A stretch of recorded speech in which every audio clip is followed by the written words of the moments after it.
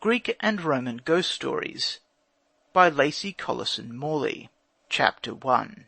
The Power of the Dead to Return to Earth.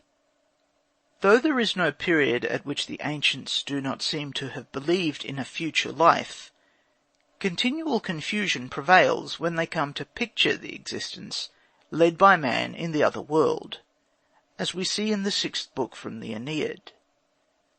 Combined with the elaborate mythology of Greece, we are confronted with the primitive belief of Italy, and doubtless of Greece too, a belief supported by all the religious rites in connection with the dead, that the spirits of the departed live on in the tomb with the body. As cremation gradually superseded burial, the idea took shape that the soul might have an existence of its own, altogether independent of the body, and a place of abode was assigned to it, in a hole in the centre of the earth, where it lived on in eternity with other souls. This latter view seems to have become the official theory, at least in Italy, in classical days. In the gloomy, horrible Etruscan religion, the shades were supposed to be in the charge of the conductor of the dead, a repulsive figure, always represented with wings and long matted hair, and a hammer, whose appearance was afterwards imitated in the dress of the man who removed the dead from the arena. Surely something may be said for Gaston Boissieu's suggestion that Dante's Tuscan blood may account to some extent for the gruesome imagery of the Inferno. Cicero tells us it was generally believed that the dead lived on beneath the earth, and special provision was made for them in every Latin town in the Mundus, a deep trench which was dug before the Pomerium was traced, and regarded as the particular entrance to the lower world for the dead of the town in question. The trench was vaulted over so that it might correspond more or less with the sky, a gap being left in the vault which was closed up with the stone of the departed, the lapis manalis. Corn was thrown into the trench, which was filled up with earth, and an altar erected over it. On 3 solemn days in the year, the 25th of August, the 5th of October, and the 8th of November, the trench was opened and the stone removed, the dead thus once more having free access to the world above, where the usual offerings were made to them. These provisions clearly show an official belief that death did not create an impassable barrier between the dead and the living. The spirits of the departed still belonged to the city of their birth, and took an interest in their old home. They could even return to it on the days when the trench of the gods of gloom lies open, and the very jaws of hell yawn wide. Their rights must be respected, if evil was to be averted from the state. In fact, the dead were gods, with altars of their own, and Cornelia, the mother of the Gracchi, could write to her sons, "You will make offerings to me, and invoke your parent as a god." Their cult was closely connected with that of the Lares, the gods of the hearth, which symbolized a fixed abode in contrast with the early nomad life. Indeed, there is practically no distinction between the Lares and the Manes, the souls of the good dead. But the dead had their own festival, the Dies Parentales, held from the 13th to the 21st of February in Rome, and in Greece the Genesia, celebrated on the 5th of Boedromion, toward the end of September, about which we know very little. There is nothing more characteristic of paganism than the passionate longing of the average man to perpetuate his memory after death in the world round which all his hopes and aspirations clung. Cicero uses it as an argument for immortality. Many men left large sums to found colleges to celebrate their names, and feast at their tombs on stated occasions. Lucian laughs at this custom when he represents the soul of the ordinary man in the next world as a mere bodiless shade that vanishes at a touch like smoke. It subsists on the libations and offerings it receives from the living, and those who have no friends or relatives on earth are starving and famished. Violators of tombs were threatened with the curse of dying the last of their race, a curse which Macaulay with his intense family affection, considered the most awful that could be devised by man. And the fact that the tombs were built by the high road, so that the dead might be cheered by the greeting of the passer-by, lends an additional touch of sadness to a walk among the crumbling ruins that line the Latin or the Appian Way outside Rome today. No one of the moderns has caught the pagan feeling toward death better than Gios Carducci, a true spiritual descendant of the great Romans of old, if ever there was one. He tells how one glorious June day he was sitting in school, listening to the priest outraging the verb amo, when his eyes wandered to the window and lighted on a cherry tree, red with fruit, and then strayed away to the hills and the sky and the distant curve of the seashore. All nature was teeming with life, and he felt an answering thrill when suddenly, as if from the very fountains of being within him, there welled up a consciousness of death, and with it the formless nothing, and a vision of himself lying cold, motionless, dumb in the black earth, while above him the birds sang, the trees rustled in the wind, the rivers ran on in their course, and the living revelled in the warm sun, bathed in its divine light. This first vision of death often haunted him in later years, and one realizes that such must often have been the feelings of the Romans, and still more often of the Greeks, for the joy of the Greek in life was far greater than that of the Roman. Peace was the only boon that death could bring to a pagan, and pax tecum aeternia is among the commonest of the inscriptions. The life beyond the grave was at best an unreal and joyless copy of an earthly existence, and Achilles told Odysseus that he would rather be the serf of a poor man upon the earth than Achilles among the shades. When we come to inquire into the appearance of ghosts revisiting the glimpses of the moon, we find, as we should expect, that they are a vague, unsubstantial copy of their former selves on earth. In Homer, the shade of Patroclus, which visited Achilles in a vision as he slept by the seashore, looks exactly as Patroclus had looked on earth, even down to his clothes. Hadrian's famous Animula vulgar blandula gives the same idea, and it would be difficult to imagine a disembodied spirit which retains its personality and returns to earth again, except as a kind of immaterial likeness of its earthly self. We often hear of the extreme pallor of ghosts, which was doubtless due to their being bloodless, and to the pallor of death itself. Propertius conceived of them as skeletons, but the unsubstantial, shadowy aspect is by far the commonest, and best harmonizes with the life they were supposed to lead. Hitherto we have been dealing with the spirits of the dead who have been duly buried and are at rest, making their appearance among men only at stated intervals, regulated by the religion of the state. The lot of the dead who have not been vouchsafed the trifling boon of a handful of earth cast upon their bones was very different. They had not yet been admitted to the world below, and were forced to wander for 100 years before they might enter Charon's boat. Aeneas beheld them on the banks of the Styx, reaching out their hands, ripae ulterius amore. The shade of Patroclus describes its hapless state to Achilles, as does that of Elpenor to Odysseus, when they meet in the lower world. It is not surprising that the ancients attached the highest importance to the duty of burying the dead, and that Pausanias blames Lysander for not burying the bodies of Philocles and the 4,000 slain at Aegospotami, seeing that the Athenians even buried the Persian dead after Marathon.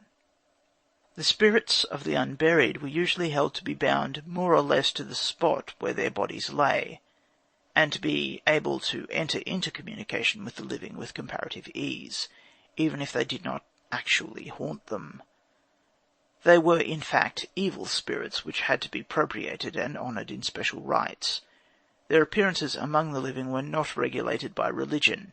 They wandered at will over the earth, belonging neither to this world nor to the next, restless and malignant, unable to escape from the trammels of mortal life, in the joys of which they had no part. Thus, in the Phaedro, we read of souls prowling about tombs and sepulchres, near which, as they tell us, are seen certain ghostly apparitions of souls which have not departed pure. These must be the souls not of the good, but of the evil, which are compelled to wander about such places in payment of the penalty of their former evil way of life. Apuleius classifies the spirits of the departed for us. The manes of the good people, not to be feared, so long as their rites are duly performed, as we have already seen. Lemures are disembodied spirits, while larvae are the ghosts that haunt houses. Apuleius is, however, wholly uncritical, and the distinction between larvae and lemures is certainly not borne out by facts. The larvae had distinct attributes, and were thought to cause epilepsy or madness. They were generally treated more or less as a joke, and are spoken of much as we speak of a bogey. They appear to have been entrusted with torturing the dead, as we see from the saying, "Only the larvae war with the dead." In Seneca's Apocolocyntosis, when the question of the deification of the late Emperor Claudius is laid before a meeting of the gods, Father Janus gives it as his opinion that no more mortals should be treated in this way, and that anyone who, contrary to this decree, shall hereafter be made, addressed, or painted as a god, should be delivered over to the larvae, and flogged at the next games. Larva also means a skeleton, and Trimalchio, following the Egyptian custom, has one brought in and placed on the table during his famous feast. It is, as one would expect, of silver, and the millionaire freedman points the usual moral: "Let us eat, drink, and be merry, for tomorrow we die." The larvae were regular characters in the Atellane farces at Rome, where they performed various dances macabres. Can these possibly be the prototypes of the dances of death so popular in the Middle Ages? We find something very similar on the well-known silver cups discovered at Bosco Real, though death itself does not seem to have been represented in this way. Some of the designs in the medieval series would certainly have appealed to the average bourgeois Roman of the Trimalchio type. Example, Les Trois Vifs et les Trois Morts, the three men riding gaily out hunting and meeting their own skeletons. Such crude contrasts are just what one would expect to find at Pompeii. Lemures and larvae are often confused, but lemures is the regular word for the dead not at rest, the lemuri, or spirits of the churchyard, of some parts of modern Italy. They were evil spirits, propitiated in the early days with blood. Hence the first gladiatorial games were given in connection with funerals. Both in Greece and in Rome there were special festivals for appeasing these restless spirits. Originally they were of a public character, for murder was common in primitive times, and such spirits would be numerous, as is proved by the festival lasting 3 days. In Athens the Nemesia were held during Athesterion, February to March. As in Rome, these days were unlucky. Temples were closed and business was suspended, for the dead were abroad. In the morning the doors were smeared with pitch, and those in the house chewed whitethorn to keep off the evil spirits. On the last day of the festival, offerings were made to Hermes, and the dead were formally bidden to depart. Ovid describes the Lemuria, or Lemuralia. They took place in May, which was consequently regarded as an unlucky month for marriages, and is still so regarded almost universally in England today, as it was in Rome during the Principate of Augustus. The name of the festival Ovid derives from Remus, as the ghost of his murdered brother was said to have appeared to Romulus in his sleep, and to have demanded burial. Hence the institution of the Lemuria. The head of the family walked through the house with bare feet at dead of night, making the mystic sign with his first and fourth fingers extended, the other fingers being turned inwards and the thumb crossed over them, in case he might run against an unsubstantial spirit as he moved noiselessly along. This is the sign of La Corna, held to be infallible against the evil eye in modern Italy. After solemnly washing his hands, he places black beans in his mouth, and throws others over his shoulders, saying, "With these beans do I redeem me and mine." He repeats this ceremony 9 times without looking round, and the spirits are thought to follow unseen and pick up the beans. He then purifies himself once more, and clashes brass, and bids the demons leave his house. When he has repeated 9 times, Manes exit paterni, he looks round, and the ceremony is over, and the restless ghosts have been duly laid for a year. Lamia haunted rooms, which had to be fumigated with sulphur, while some mystic rites were performed with eggs, before they could be expelled.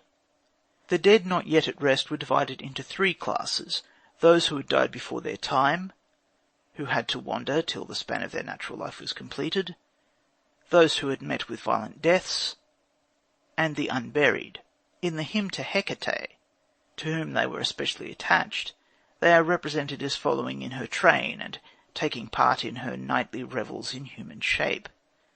The lot of the murdered is no better, and executed criminals belong to the same class. Some spirits of this kind were supposed to haunt the place where their bodies lay. Hence they were regarded as demons, and were frequently entrusted with the carrying out of the strange curses which have been found in their tombs, or in wells where a man has drowned, or even in the sea, written on leaden tablets, often from right to left, or in queer characters so as to be illegible, with another tablet fastened over them by means of a nail, symbolizing the binding effect it was hoped they would have. The Defictiones, to give them their Latin name, which are very numerous among the inscriptions. So real was the belief in these curses that the elder Pliny says that everyone is afraid of being placed under evil spells, and they are frequently referred to in antiquity. End of Chapter 1. Recording by Timothy Ferguson, Gold Coast, Australia.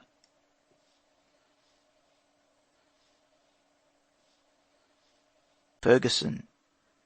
Greek and Roman Ghost Stories by Lacey Collison Morley. Chapter 2. The Belief in Ghosts in Greece and Rome. Ghost stories play a very subordinate part in the classical literature, as is only to be expected. The religion of the hard-headed, practical Roman was essentially formal, and consisted largely in the exact performance of an elaborate ritual. His relations with the dead were regulated with a care that might satisfy the most litigious of ghosts, and once a man had carried out his part of the bargain, he did not trouble his head further about his deceased ancestors, so long as he felt that they, in their turn, were not neglecting his interests. Yet the average man in Rome was glad to free himself from burdensome and expensive duties toward the dead that had come down to him from past generations, and the ingenuity of the lawyers soon devised a system of sham sales by which this could be successfully and honourably accomplished. Greek religion, it is true, found expression to a large extent in mythology, but the sanity of the Greek genius in its best days kept it free from excessive superstition. Not till the invasion of the West by the cults of the East do we find ghosts and spirits at all common in literature. The belief in apparitions existed, however, at all times, even among educated people. The younger Pliny, for instance, writes to ask his friend Sura for his opinion as to whether ghosts have a real existence, with a form of their own, and are of divine origin, or whether they are merely empty air, owing their definite shape to our superstitious fears. We must not forget that Suetonius, whose superstition has become proverbial, was a friend of Pliny, and wrote to him on one occasion, begging him to procure the postponement of a case in which he was engaged, as he had been frightened by a dream. Though Pliny certainly did not possess his friend's amazing credulity, he takes the request with becoming seriousness, and promises to do his best. But he adds that the real question is whether Suetonius's dreams are usually true or not. He then relates how he himself once had a vision of his mother-in-law, of all people, appearing to him and begging him to abandon a case he had undertaken. In spite of this awful warning, he persevered, however, and it was well that he did so, for the case proved to be the beginning of his successful career at the bar. His uncle, the elder Pliny, seems to have placed more faith in his dreams, and wrote his account of the German wars entirely because he dreamt that Drusus appeared to him, and implored him to preserve his name from oblivion. The Plinys were undoubtedly two of the ablest and most enlightened men of their time, and the belief in the value of dreams is certainly not extinct among us yet. If we possess Artemidorus's book on the subject for the ancient world, we also have the Smorphia of today, so dear to the heart of the lotto-playing Neapolitan, which assigns a special number to every conceivable subject that can possibly occur in a dream, not excluding Motu Chepal, the dead man that speaks, for the guidance of the believing gambler in selecting the numbers he is to play for the week. Plutarch placed great faith in ghosts and visions. In his life of Dion, he notes the singular fact that both Dion and Brutus were warned of their approaching deaths by a frightful spectre. Quote, "It has been maintained," he adds, "that no man in his senses ever saw a ghost, that these are the delusive visions of women and children, or of men whose intellects are impaired by some physical infirmity, and who believe their diseased imaginations are of divine origin. But if Dion and Brutus, men of strong and philosophic minds, whose understandings were not affected by any constitutional infirmity, if such men could place so much faith in the appearance of spectres as to give an account of them to their friends, I see no reason why we should depart from the opinion of the ancients that men had their evil genii, who disturbed them with fears and distressed their virtues." End quote. In the opening of the Philopseudus, Lucian asks us what makes men so fond of a lie, and comments on their delight in romancing themselves, which is only equalled by the earnest attention with which they receive other people's efforts in the same direction. Tychiades goes on to describe his visit to Eucrates, a distinguished philosopher who was ill in bed. With him were a Stoic, a Peripatetic, a Pythagorean, a Platonist, and a doctor, who began to tell stories so absurd and abounding in such monstrous superstition that he ended by leaving them in disgust. None of us have, of course, ever been present at similar gatherings, where, after starting with the inevitable Glaum's mystery, everyone in the room has set to work to outdo his neighbour in marvellous yarns, drawing on his imagination for additional material, and, like Eucrates, being ready to stake the lives of his children on his veracity.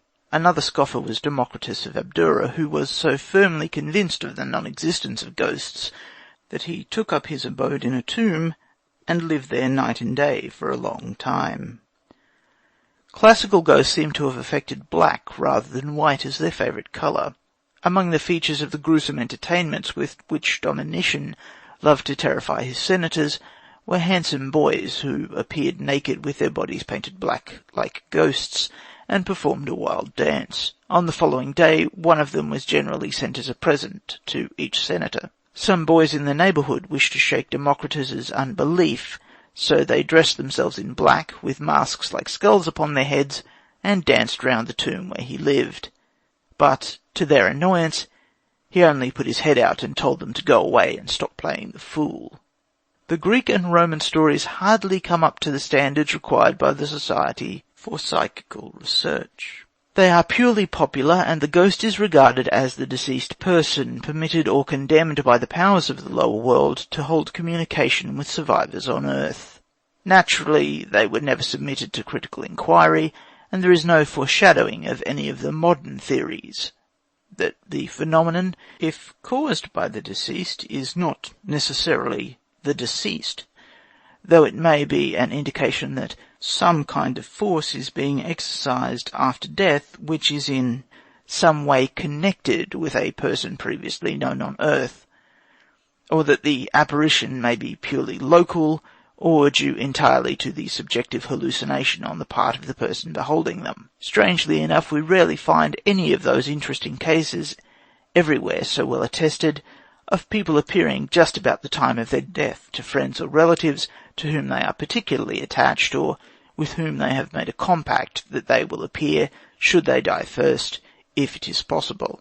The classical instance of this is the well-known story of Lord Brougham, who, while taking a warm bath in Sweden, saw a school friend whom he had not met for many years, but with whom he had long ago, quote, committed the folly of drawing up an agreement written with our blood, to the effect that whichever of us died first should appear to the other, and thus solve any doubts we had entertained of the life after death. End quote.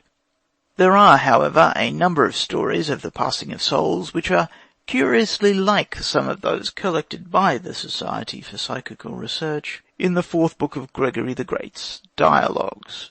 Another noticeable difference is that apparitions in most well-authenticated modern ghost stories are of a comforting character, whereas those in the ancient world are nearly all the reverse. This difference we may attribute to the entire change in the aspect of the future life which we owe to modern Christianity. As we have seen, there was little that was comforting in the life after death as conceived by the old pagan religions, while in medieval times the horrors of hell were painted in the most lurid of colours, and were emphasized more than the joys of heaven.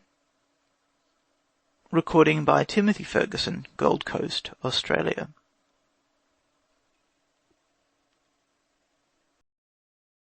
Greek and Roman Ghost Stories by Lacey Collison Morley. Chapter 3. Stories of Haunting. In a letter to Sura, the younger Pliny gives us what may be taken as a prototype of all later haunted house stories. At one time in Athens there was a roomy old house where nobody could be induced to live. In the dead of night the sound of clanking chains would be heard, distant at first, proceeding doubtless from the garden behind or the inner court of the house, then gradually drawing nearer and nearer, till at last there appeared the figure of an old man with a long beard, thin and emaciated, with chains on his hands and feet. The house was finally abandoned and advertised to be let or sold at an absurdly low price. The philosopher Athenodorus read the notice on his arrival in Athens, but the smallness of the sum asked aroused his suspicions. However, as soon as he had heard the story, he took the house. He had his bed placed in the front court, close to the main door, dismissed his slaves, and prepared to pass the night there, reading and writing, in order to prevent his thoughts from wandering to the ghost. He worked on for some time without anything happening, but at last the clanking of chains was heard in the distance. Athenodorus did not raise his eyes or stop his work, but kept his attention fixed, and listened. The sounds gradually drew nearer, and finally entered the room where he was sitting. Then he turned round and saw the apparition. It beckoned him to follow, but he signed to it to wait, and went on with his work. Not till it came and clanked its chains over his very head would he take up a lamp and follow it. The figure moved slowly forward, seemingly weighted down with its heavy chains, until it reached an open space in the courtyard. There it vanished. Athenodorus marked the spot with leaves and grass, and on the next day the ground was dug up in the presence of a magistrate, where the skeleton of a man with some rusty chains was discovered. The remains were buried with all ceremony, and the apparition was no more seen. Lucian tells the same story in the Philopseudus, with some ridiculous additions, thoroughly in keeping with the surroundings. An almost exactly similar story has been preserved by Robert Woodrow, the indefatigable collector, in a notebook which appears to have intended to be the foundation of a scientific collection of marvellous tales. Woodrow died early in the 18th century. Gilbert Rule, the founder and first principal of Edinburgh University, once reached a desolate inn in a lonely spot on the Grampians. The inn was full, and they were obliged to make him up a bed in a house nearby that had been vacant for 30 years. He walked some time in the room, says Woodrow, and committed himself to God's protection and went to bed. There were 2 candles left on the table, and these he put out. There was a large bright fire remaining. He had not been long in bed, till the room door is opened, and an apparition in the shape of a country tradesman came in, and opened the curtains without speaking a word. Mr. Rule was resolved to do nothing till it should speak or attack him, but lay still with full composure, committing himself to the divine protection and conduct. The apparition went to the table, lighted the 2 candles, brought them to the bedside, and made some steps toward the door. looking still to the bed, as if it would have Mr. Rule rising and following. Mr. Rule lay still, till he should see his way further cleared. Then the apparition, who the whole time spoke none, took an effectual way to raise the doctor. He carried back the candles to the table and went to the fire, and with the tongs took down the kindled coals, and laid them on the deal chamber floor. The doctor then thought it time to rise and put on his clothes, in the time of which the spectre laid up the coals again in the chimney, and going to the table lifted the candles and went to the door, opened it, still looking to the principal, as he would have him follow the candles, which he now, thinking there was something extraordinary in the case, after looking to God for direction, inclined to do. The apparition went down some steps with the candles, and carried them into a long trance, at the end of which there was a stair which carried down to a low room. The spectre went down and stopped, and set down the lights on the lowest step of the stair, and straight disappears. The learned principal, continues Burton, whose courage and coolness deserve the highest commendation, lighted himself back to bed with the candles, and took the remainder of his rest undisturbed. Being a man of great sagacity, on ruminating over his adventure, he informed the sheriff of the county that he was much of the mind there was murder in the case. The stone whereon the candles were placed was raised, and there the plain remains of a human body were found, and bones, to the conviction of all. It was supposed to be an old affair, however, and no traces could be got of the murderer. Rule undertook the functions of the detective, and pressed into the service the influence of his own profession. He preached a great sermon on the occasion, to which all the neighbouring people were summoned, and behold, in the time of his sermon, an old man near 80 years was awakened, and fell a-weeping, and before the whole company acknowledged that, at the building of that house, he was the murderer. The main features of the story have changed very little in the course of the ages, except in the important point of the conviction of the murderer, which would have been effected in a very different way in a Greek story. Doubtless a similar tale could be found in the folklore of almost any nation. Plutarch relates how, in his native city of Chaeronea, a certain Damon had been murdered in some baths. Ghosts were considered to haunt the spot ever afterwards, and mysterious groans were heard, so that at last the doors were walled up, and to this very day, he continues, those who live in the neighbourhood imagine they see strange sights, and are terrified with cries of sorrow. It is quite clear from Plautus that ghost stories, even if not taken very seriously, aroused a widespread interest in the average Roman of his day, just as they do in the average Briton of our own. They were doubtless discussed in a half-joking way. The apparitions were generally believed to frighten people, just as they are at present, though the well-authenticated stories of such occurrences would seem to show that genuine ghosts, or whatever one likes to call them, have the power of paralysing fear. In the Mostellaria, Plautus uses a ghost as a recognised piece of supernatural machinery. The regulation father of Roman comedy has gone away on a journey, and in the meantime his son has, as usual, almost reached the end of his father's fortune. The father comes back unexpectedly, and the son turns in despair to his faithful slave Tranio for help.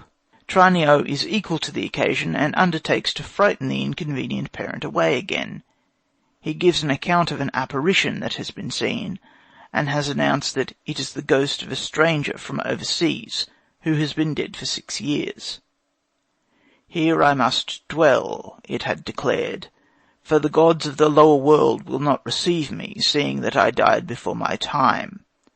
My host murdered me, his guest, villain that he was, for the gold that I carried, and secretly buried me, without funeral rites, in this house. Begone hence, therefore, for it is accursed and unholy ground. The story is enough for the father. He takes the advice, and does not return till Tranio and his dutiful son are quite ready for him. Great battlefields are everywhere believed to be haunted. Tacitus recites how, when Titus was besieging Jerusalem, armies were seen fighting in the sky, and at a much later date, after a great battle against Attila, and the Huns, under the walls of Rome, the ghosts of the dead fought for 3 days and 3 nights, and the clash of their arms was distinctly heard. Marathon is no exception to the rule. Pausanias says that any night you may hear horses neighing and men fighting there. To go on purpose to see the sight never brought good to any man, but with him who unwittingly lights upon it, the spirits are not angry. He adds that the people of Marathon worship the men who fell in battle as heroes, and who could be more worthy of such an honour than they. The battle itself is not without its marvellous side. Epizelus the Athenian used to relate how a huge hoplite, whose beard overshadowed all his shield, stood over against him in the thick of the fight. The apparition passed him by and killed the man next to him, but Epizelus came out of the battle blind and remained so for the rest of his life. Plutarch also relates a place in Boeotia where a battle had been fought, that there is a stream running by, and that people imagine that they hear panting horses in the roaring waters. But the strangest account of the habitual haunting of great battlefields is to be found in Philostratus's Heroica, which represents the spirits of the Homeric heroes as still closely connected with Troy and its neighbourhood. How far the stories are based on local tradition is impossible to say. They are told by a vine-dresser who declares he lives under the protection of Protesilaus. At one time he was in danger of being violently ousted from all his property, when the ghost of Protesilaus appeared to the would-be despoiler in a vision and struck him blind.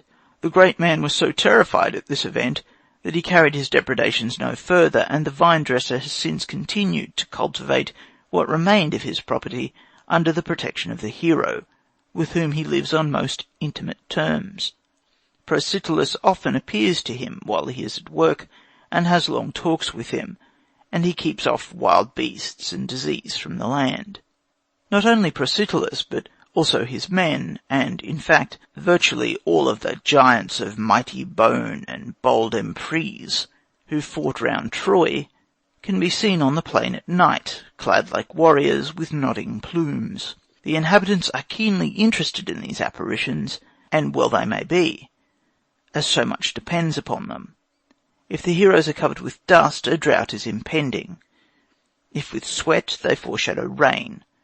Blood upon their arms means a plague, but if they show themselves without any distinguishing mark, all will be well. Though the heroes are dead, they cannot be insulted with impunity. Ajax was popularly believed, owing to the form taken by his madness, to be especially responsible for any misfortune that might befall flocks and herds. On one occasion some shepherds, who had bad luck with their cattle, surrounded his tomb and abused him, bringing up all the weak points in his earthly career recorded by Homer. At last they went too far for his patience, and a terrible voice was heard in the tomb, and the clash of armour. The offenders fled in terror, but came to no harm. On another occasion, some strangers were playing at draughts near his shrine, when Ajax appeared and begged them to stop, as the game reminded him of Palamedes. Hector was a far more dangerous person. Maximus of Tyre says that the people of Ilium often see him bounding over the plain at dead of night in flashing armour, a truly Homeric picture. Maximus cannot, indeed, boast of having seen Hector, though he also has had his visions vouchsafed him. He had seen Castor and Pollux, like twin stars, above his ship, steering it through a storm. Aesculapius also he has seen, not in a dream by Hercules, but with his waking eyes. But to return to Hector, Philostratus says that one day an unfortunate boy insulted him in the same way in which the shepherds had treated Ajax. Homer, however, did not satisfy this boy, and as a parting shaft he declared that the statue in Ilium did not really represent Hector, but Achilles.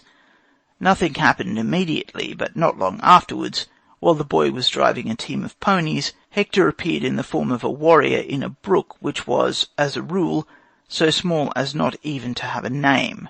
He was heard shouting in a foreign tongue as he pursued the boy in the stream, finally overtaking and drowning him with his ponies. The bodies were never afterwards recovered. Philostratus gives us a quantity of details about the Homeric heroes, which the vine-dresser has picked up in his talks with Protesilaus. Most of the heroes can be easily recognized. Achilles, for instance, enters into conversation with various people and goes out hunting. He can be recognized by his height and his beauty and his bright armor, and as he rushes past he is usually accompanied by a whirlwind, even after death. Then we hear the story of the White Isle. Helen and Achilles fall in love with one another, although they had never met, the one hidden in Egypt, the other fighting before Troy. There was no place near Troy suited for their eternal life together, so Thetis appealed to Poseidon to give them an island home of their own. Poseidon consented, and the White Isle rose up in the Black Sea, near the mouth of the Danube. There Achilles and Helen, the manliest of men and the most feminine of women, first met and first embraced, and Poseidon himself, and Amphitrite, and all the Nereids, and as many river gods and spirits as dwelt near the Euxine and Maeotis, came to the wedding. The island is thickly covered with white trees and with elms, which grow in regular order around the shrine, and on it there dwell certain white birds, fragrant of the salt sea, which Achilles is said to have tamed to his will, so that they keep the glades cool, fanning them with their wings and scattering spray as they fly along the ground, scarce rising above it. To men sailing over the broad bosom of the sea the island is holy when they disembark, for it lies like a hospitable home to their ships. But neither those who sail thither, nor the Greeks and barbarians living round the Black Sea, may build a house upon it, and all who anchor and sacrifice there must go on board at sunset. No man may pass the night upon the isle, and no woman may even land there. If the wind is favourable, ships must sail away. If not, they must put out and anchor in the bay and sleep on board. For at night men say that Achilles and Helen drink together, and sing of each other's love, and of the war, and of Homer. Now that his battles are over, Achilles cultivates the gift of song he had received from Calliope. Their voices ring out clear and godlike over the water, and the sailors sit trembling with emotion as they listen. Those who had anchored there declared that they had heard the neighing of horses, and the clash of arms, and shouts such as are raised in battle. Maximus of Tyre also describes the island, and tells how sailors have often seen a fair-haired youth dancing a war dance in golden armour upon it, and how once, when one of them unwittingly slept there, Achilles woke him, and took him to his tent and entertained him. Patroclus poured the wine, and Achilles played the lyre, while Thetis herself is said to have been present with a choir of other deities. If they anchor to the north or the south of the island, and a breeze springs up which makes the harbours dangerous, Achilles warns them and bids them change their anchorage and avoid the wind. Sailors relate how, when they first behold the island, they embrace each other and burst into tears of joy. Then they put in and kiss the land, and go to the temple to pray and to sacrifice to Achilles. Victims stand ready of their own accord at the altar, according to the size of the ship and the number of those on board. Pausanias also mentions the White Isle.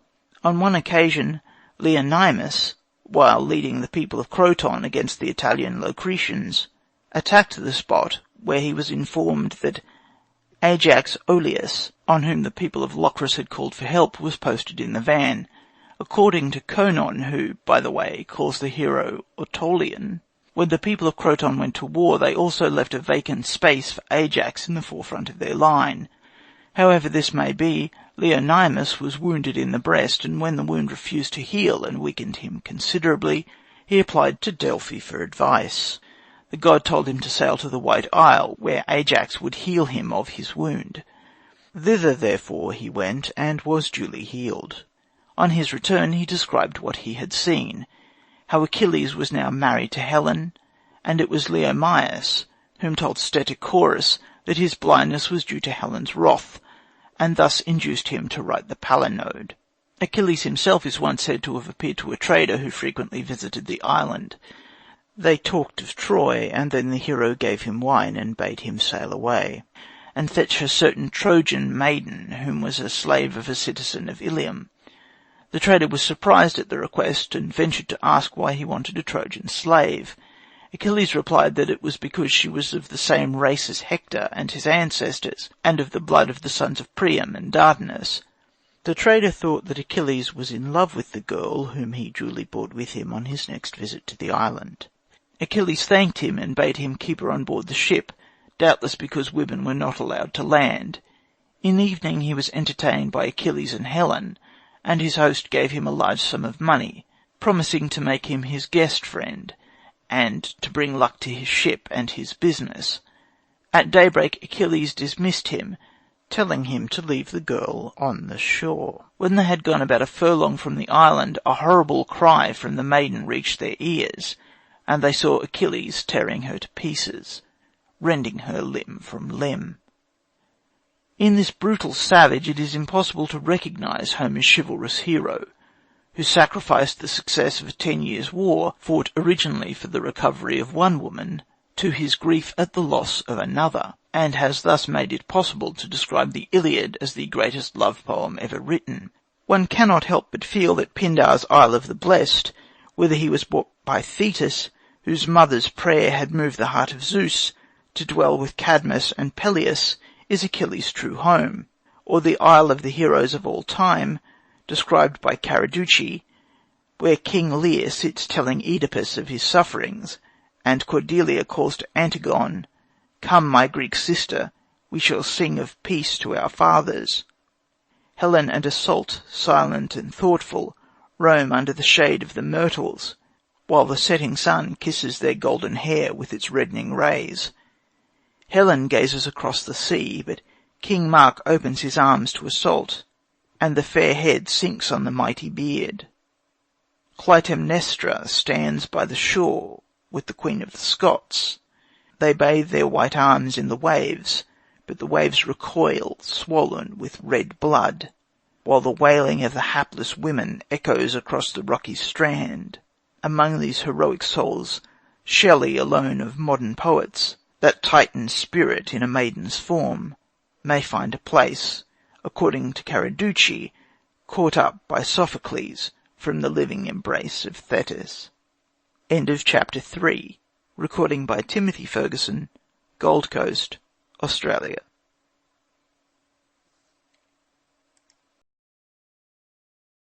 Greek and Roman Ghost Stories by Lacey Collison Morley. Chapter 4. Necromancy. The belief that it was possible to call up the souls of the dead by means of spells was almost universal in antiquity. We know that even Saul, who had himself cut off those that had familiar spirits, and the wizards out of the land, disguised himself and went with 2 others to consult the witch of Endor. That she called up the spirit of Samuel at his request. That Samuel asked Saul, "Why hast thou disquieted me, to bring me up?" and then prophesied his ruin and death at the hands of the Philistines at Mount Gilboa. We find frequent references to the practice in classical literature. The elder Pliny gives us the interesting information that spirits refuse to obey those afflicted with freckles. There were always certain spots hallowed by tradition as particularly favourable to intercourse with the dead, or even as being actual entrances to the lower world. For instance, at Heraclea in Pontus there was a famous place where the souls of the dead could be conjured up and consulted, as Hercules was believed to have dragged Cerberus up to earth here. Other places supposed to be connected with this myth had a similar legend attached to them, as also did all places where Pluto was believed to have carried off Persephone. Thus we hear of entrances to Hades at Eleusis, at Colonus, at Enna in Sicily, and finally at the lovely pool of Chian, up the Anapus River, near Syracuse, one of the few streams in which the papyrus still flourishes. Lakes and seas also were frequently believed to be entrances to Hades. The existence of sulphurous fumes easily gave rise to a belief that certain places were in direct communication with the lower world. This was the case at Cumae, where Aeneas consulted the Sibyl, and at Colonus, while at Hierapolis in Phrygia there was a famous plutonium, which could only be safely approached by the priests of Cybele.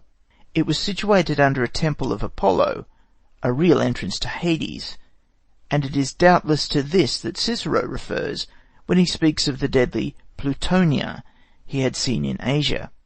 These plutonia, or charonia, are in fact places where mephitic vapours exist, like the Grotto del Cane and other spots in the neighbourhood of Naples and Pozzuoli. The priests must either have become used to the fumes, or have learnt some means of counteracting them, otherwise their lives can hardly have been more pleasant than those of the unfortunate dog which used to be exhibited in the Naples grotto. Though the control of these very realistic entrances to the kingdom of Pluto must have been a very profitable business, well worth a little personal inconvenience. Others are mentioned by Strabo at Magnesia and Myus, and there was one at Selene in Arcadia. In addition to these, there were numerous special temples, or places where the souls of the dead, which were universally thought to possess a knowledge of the future, could be called up and consulted. For example, the temple at Figala in Arcadia, used by Pausanias, the Spartan commander, or the oracle of the dead by the river Acheron in Thesprotia, to which Periander, the famous tyrant of Corinth, had recourse. And it was here, according to Pausanias, that Orpheus went down into the lower world, in search of Eurydice. Lucian tells us that it was only with Pluto's permission that the dead could return to life, and they were invariably accompanied by Mercury. Consequently, both these gods were regularly invoked in the prayers and spells used on such occasions. Only the souls of those recently dead were as a rule called up, for it was naturally held that they would feel greater interest in the world they had just left, and in the friends and relations still alive, to whom they were really attached. Not that it was impossible to evoke the ghosts of those long dead, if it was desired. Even Orpheus and Cecrops were not beyond reach of call, and Apollonius of Tyana claimed to have raised the shade of Achilles. All oracles were originally sacred to Persephone and Pluto, and relied largely on necromancy, a snake being the emblem of prophetic power. Hence, when Apollo, the god of light, claimed possession of the oracles as the conqueror of darkness, the snake was twined round his tripod as an emblem, and his priestess was called Pythia.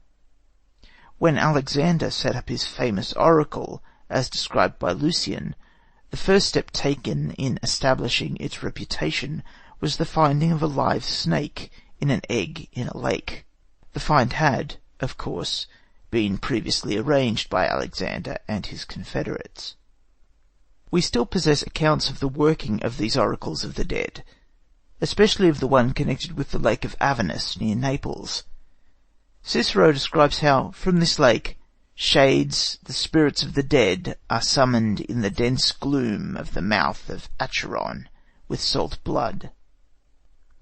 And Strabo quotes the early Greek historian Ephorius as relating how, even in his day, the priests that raise the dead from Avernus live in underground dwellings, communicating with each other by subterranean passages, through which they led those who wished to consult the oracle hidden in the bowels of the earth.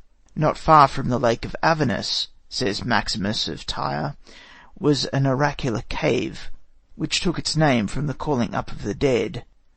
Those who came to consult the oracle, after repeating the sacred formula and offering libations and slaying victims, called upon the spirit of the friend or relation they wished to consult. Then it appeared, an unsubstantial shade, difficult both to see and to recognize, yet endowed with a human voice and skilled in prophecy. When it had answered the questions put to it, it vanished. One is at once struck with the similarity of this account to those of the spiritualistic seances of the famous Eusapia in the same part of the world, not so very long ago. In most cases, those consulting the oracle would probably be satisfied with hearing the voice of the dead man, or with a vision of him in sleep, so that some knowledge of ventriloquism, or power of hypnotism, or suggestion, would often be ample stock in trade for those in charge. The consulting of the dead must have been very common in antiquity. Both Plato and Euripides mention it, and the belief that the dead have a knowledge of the future, which seems to be ingrained in human nature, gave these oracles great power. Thus Cicero tells us that Appius often consulted soul oracles, psychomantia, and also mentions a man having recourse to one when his son was seriously ill. The poets have, of course, made free use of this supposed prophetic power of the dead. The shade of Polydorus, for instance, speaks the prologue of the Hecuba, while the appearance of the dead Crucia in the Aeneid is known to everyone. In the Persei, Aeschylus makes the shade of Darius ignorant of all that has happened since his death, and is thus able to introduce his famous description of the Battle of Salamis. But Darius, nevertheless, possesses a knowledge of the future, and can therefore give us an equally vivid account of the battle for Plataea, which had not yet taken place. The shade of Clytemnestra in the Eumenides, however, does not prophesy.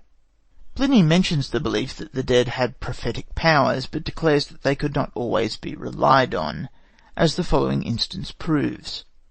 During the Sicilian War, Gabinus, the bravest man in Caesar's fleet, was captured by Sextus Pompeius, and beheaded by his orders. For a whole day the corpse lay upon the shore, the head almost severed from the body. Then, towards evening, a large crowd assembled, attracted by his groans and prayers, and he begged Sextus Pompeius either to come for himself, or to send some of his friends, for he had returned from the dead, and had something to tell him. Pompeius sent friends, and Gabinus informed them that Pompeius's cause found favour with the gods below, and was the right cause, and that he was bidden to announce that all would end as he wished. To prove the truth of what he said, he announced that he would die immediately, as he actually did. This knowledge of the future by the dead is to be found in more than one well-authenticated modern ghost story, where the apparition would seem to have manifested itself for the express purpose of warning those whom it has loved on earth of approaching danger. We may take, for instance, the story where a wife, who is lying in bed with her husband, suddenly sees a gentleman in full naval uniform sitting on the bed. She was too astonished for fear, and waked her husband, who, for a second or two, lay looking in intense astonishment at the intruder. Then, lifting himself a little, he shouted, "What on earth are you doing here, sir?" Meanwhile the form, slowly drawing himself into an upright position, now said in a commanding yet reproachful voice, "Willie, Willie," and then vanished. Her husband got up, unlocked the door, and searched the house, but found nothing. On his return he informed his wife that the form was that of his father, whom she had never seen. He had left the navy before this son was born, and the son had, therefore, only seen his father in uniform a very few times. It afterwards came out that her husband was about to engage in some speculations which, had he done so, would have proved his ruin. But fortunately, this vision of his father made such an impression on him that he abandoned the idea altogether. Lucan describes how Sextus Pompeius went to consult Erichtho, one of the famous Thessalian witches, as to the prospects of his father's success against Caesar, during the campaign that ended in the disastrous defeat at Pharsalia. It is decided that a dead man must be called back to life, and Erichtho goes out to where a recent skirmish has taken place, and chooses the body of a man whose throat had been cut, which was lying there unburied. She drags it back to her cave, and fills its breast with warm blood. She has chosen a man recently dead because his words are more likely to be clear and distinct, which might not be the case with one long accustomed to the world below. She then washes it, uses various magic herbs and potions, and prays to the gods of the lower world. At last she sees the shade of the man, whose lifeless body stretched before her, standing close by and gazing upon the limbs it had left, and the hated bonds of its former prison. Furious at the delay and the slow working of her spells, she seizes a live serpent, and lashes the corpse with it. Even the last boon of death, the power of dying, is denied the poor wretch. Slowly life returns to the body, and Erichtho promises that if the man speaks the truth, she will bury him so effectually that no spells will ever be able to call him back to life again. He is weak and faint, like a dying man, but finally tells her all she wishes to know, and dies once again. She fulfills her promise and burns the body, using every kind of magic spell to make it impossible for anyone to trouble the shade again. Indeed, it seems to have been unusual to summon a shade from the lower world more than once, except in the case of very famous persons. This kind of magic was nearly always carried on at night. Statius has also given a long and characteristically elaborate account of the calling up of the shade of Laius by Eteocles and Teresus. Apuleius, in his truly astounding account of Thessaly in his day, gives a detailed description of the process of calling back a corpse to life. The prophet then took a certain herb and laid it thrice upon the mouth of the dead man, placing another upon the breast. Then, turning himself to the east, with a silent prayer for the help of the Holy Sun, he drew the attention of the audience to the great miracle he was performing. Gradually the breast of the corpse began to swell in the act of breathing, the arteries to pulsate, and the body to be filled with life. Finally the dead man sat up and asked why he had been brought back to life and not left in peace.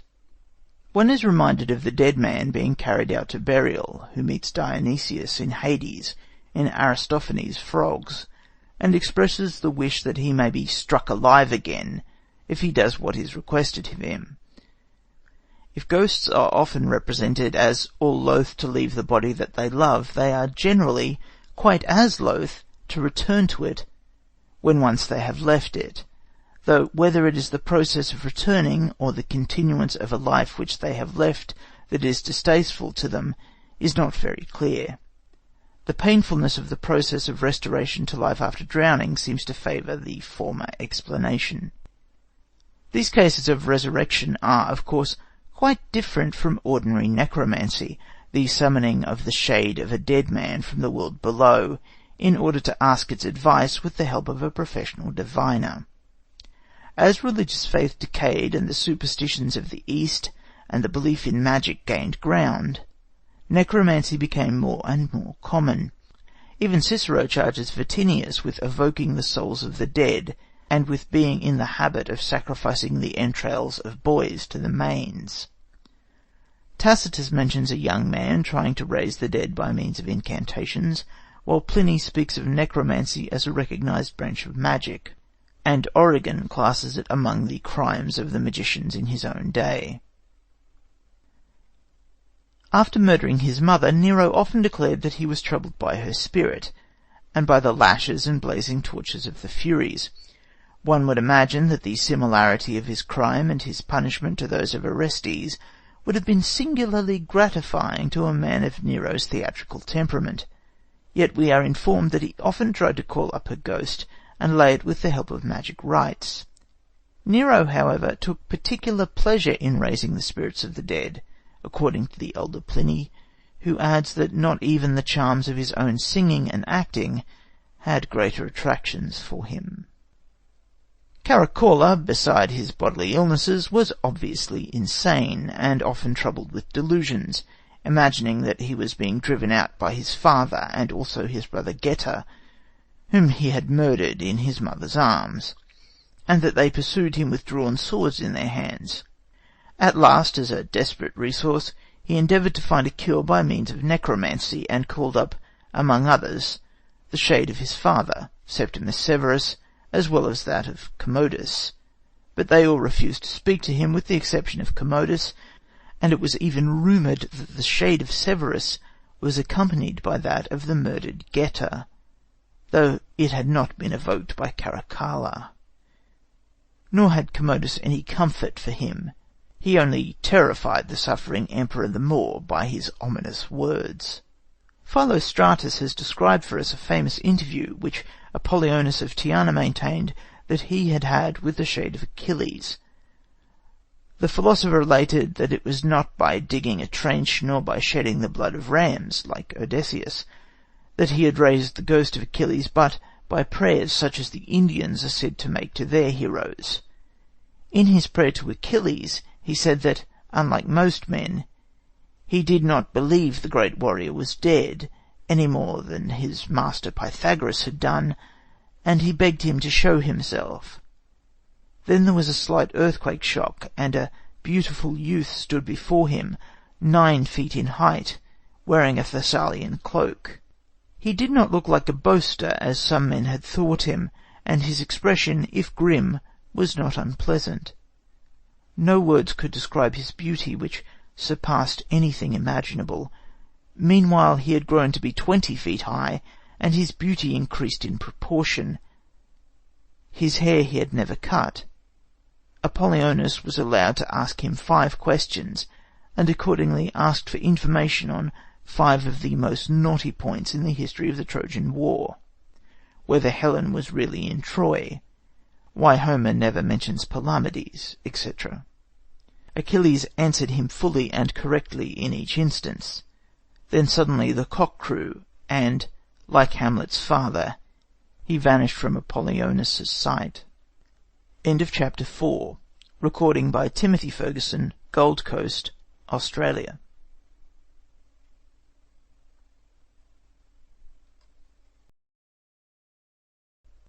Greek and Roman Ghost Stories by Lacey Collison Morley. Chapter 5. Visions of the Dead in Sleep. In most of the Greek and Roman stories that survive, the wraiths of the dead are represented as revisiting their friends on earth in sleep. These instances I have not, as a rule, troubled to collect, for they cannot strictly be classed as ghost stories. But since the influence of the dead was generally considered to be exercised in this way, I shall give a few stories which seem particularly striking. That it was widely believed that the dead could return at night to those whom they loved is proved by the touching inscription in which a wife begs that her husband may sometimes be allowed to revisit her in sleep, and that she may soon join him. The most interesting passage that has come down to us, dealing with the whole question of the power of the dead to appear to those whom they love in dreams, is undoubtedly Quintilian's 10th declamation. The fact that the greatest teacher of rhetoric of his day actually chose it as a subject for one of his model speeches shows how important a part it must have played in the feelings of educated Romans of the time. The story is as follows. A mother was plunged in grief at the loss of her favourite son, when, on the night of the funeral, which had been long delayed at her earnest request, the boy appeared to her in a vision, and remained with her all night, kissing her and fondling her as if he were alive. He did not leave her till daybreak. All that survives of a son, says Quintilian, will remain in close communion with his mother when he dies. In her unselfishness she begs her son not to withhold the comfort which he has brought to her from his father, but the father, when he hears the story, does not at all relish the idea of a visit from his son's ghost, and is, in fact, terrified at the prospect. He says nothing to the mother, who had moved the gods of the world above no less than those of the world below by the violence of her grief, and the importunity of her prayers, but at once sends for a sorcerer. As soon as he arrives, the sorcerer is taken to the family tomb, which has its place in the city of the dead that stretches along the highway from the town gate. The magic spell is wound about the grave, and the urn is finally sealed with the dread words until, at last, the hapless boy has become, in very truth, a lifeless shade. Finally, we are told, the sorcerer threw himself upon the urn and breathed his spells into the very bones and ashes. This at least he admitted, as he looked up. The spirit resists. Spells are not enough. We must close the grave completely, and bind the stones together with iron. His suggestions were carried out, and he at last declares that all has been accomplished successfully. Now he is really dead. He cannot appear or come out. This night will prove the truth of my words. The boy never afterwards appeared, either to his mother or anyone else. The mother is beside herself with grief. Her son's spirit, which had successfully baffled the gods of the lower world in its desire to visit her, is now, thanks to these foreign spells, dashing itself against the top of the grave, unable to understand the weight that has been placed upon it to keep it from escaping. Not only do the spells shut the boy in, he might possibly have broken through these, but the iron bands and solid fastenings have once again brought him face to face with death. This very realistic, if rather material, picture of a human soul mewed up for ever in the grave gives us a clear idea of the popular belief in Rome about the future life, and enables us to realize the full meaning of the inscription, Sit tibi terra levis, may the earth press lightly upon thee, which is so common upon Roman tombs as to be abbreviated to STTL. The speech is supposed to be delivered in an action for cruelty brought by the wife against her husband, and in the course of it the father is spoken of as a parricide for what he has done. He defends himself by saying that he took the steps which are the cause of the action for his wife's peace of mind. To this plea it is answered that the ghost of a son could never frighten a mother, though other spirits, if unknown to her, might conceivably do so. In the course of the speech we are told that the spirit, when freed from the body, bathes itself in fire, and makes for its home among the stars, where other fates await it. Then it remembers the body in which it once dwelt. Hence the dead return to visit those who were once dear to them on earth, and become oracles, and give us timely warnings, and are conscious of the victims we offer them, and welcome the honours paid them at their tombs. The declamation ends, like most Roman speeches, with an appeal. In this case to the sorcerer and the husband to remove the spells, especially to the sorcerer, who has the power to torture the gods above and the spirits of the dead, who, by the terror of his midnight cries, can move the deepest caves, can shake the very foundations of the earth. You are able to both call up the spirits that serve you, and act as their cruel and ruthless jailer. Listen for once to a mother's prayers, and let them soften your heart. Then we have the story of Thrasyllus, as told by Apuleius, which is thoroughly modern in its romantic tone. He was in love with the wife of his friend, Tlepolemus, whom he treacherously murdered while out hunting. His crime is not discovered, and he begins to press his suit for her hand to her parents almost immediately. The widow's grief is heart-rending. She refuses food and altogether neglects herself, hoping the gods will hear her prayer and allow her to rejoin her husband. At last, however, she is persuaded by her parents, at Thrasyllus' insistence, to give ordinary care to her own health. But she passes her days before the likeness of the deceased, which she has had made in the image of that of the god Liber, paying it divine honours, and finding her one comfort in thus fomenting her own sufferings. When she hears of Thrasyllus' suit, she rejects it with scorn and horror, and then at night her dead husband appears to her, and describes exactly what happened, and begs her to avenge him. She requires no urging, and almost immediately decides on the course that her vengeance shall take. She has Thrasyllus informed that she cannot come to any definite decision till her year of mourning is over. Meanwhile, however, she consents to receive his visits at night, and promises to arrange for her old nurse to let him in. Overjoyed at his success, Thrasyllus comes at the hour appointed, and is duly admitted by the old nurse. The house is in complete darkness, but he is given a cup of wine and left to himself. The wine has been drugged, however, and he sinks into a deep slumber. Then Tlepolemus's widow comes and triumphs over her enemy, who has fallen so easily into her hands. She will not kill him as he killed her husband.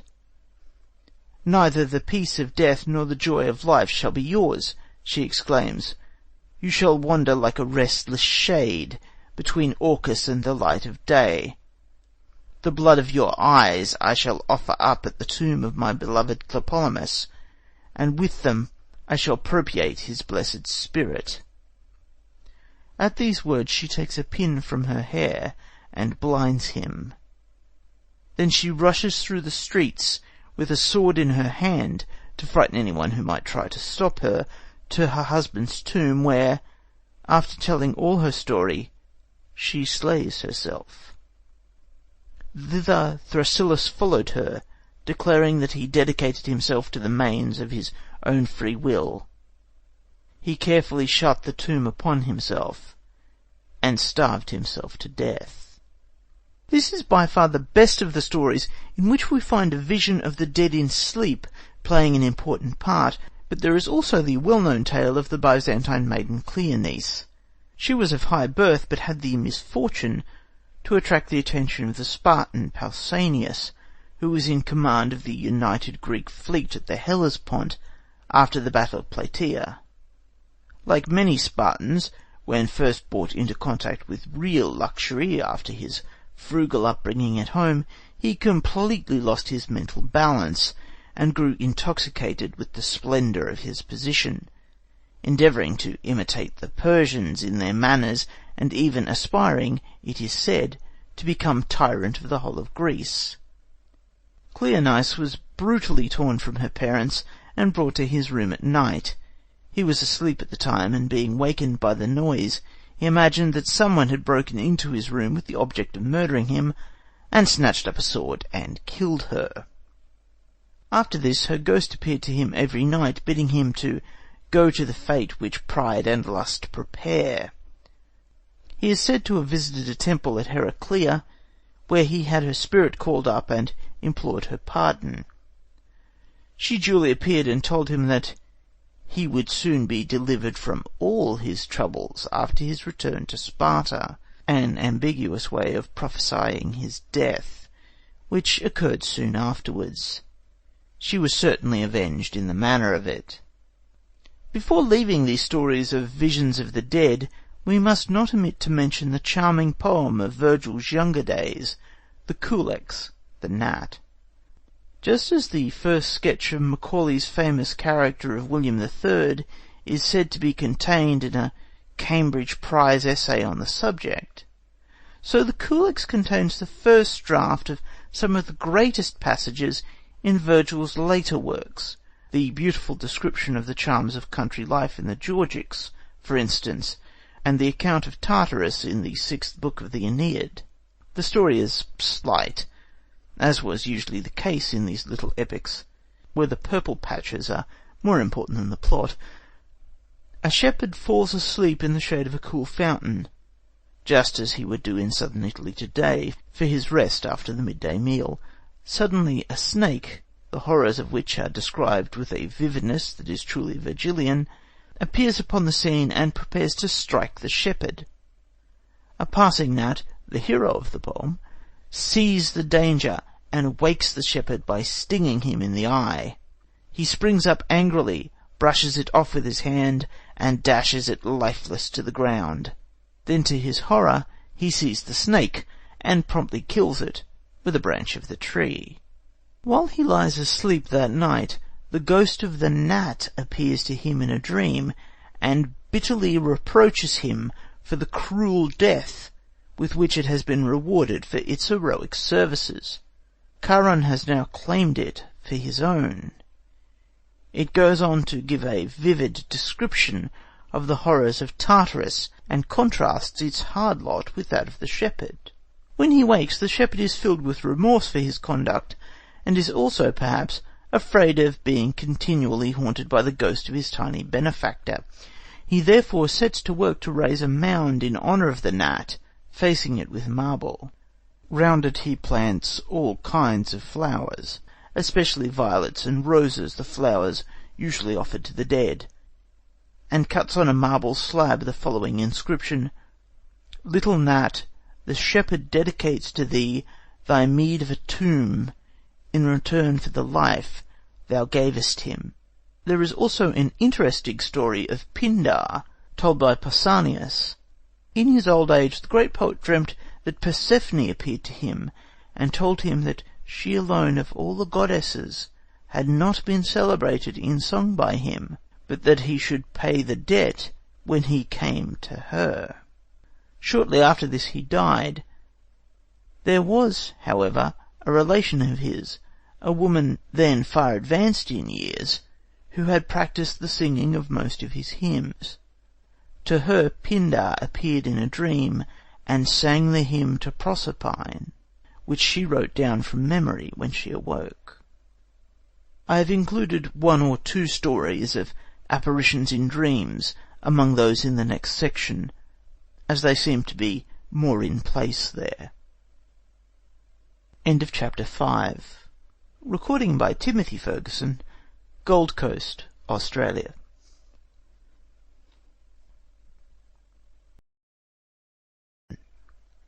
Greek and Roman Ghost Stories by Lacey Collison Morley. Chapter 6. Apparitions of the Dead.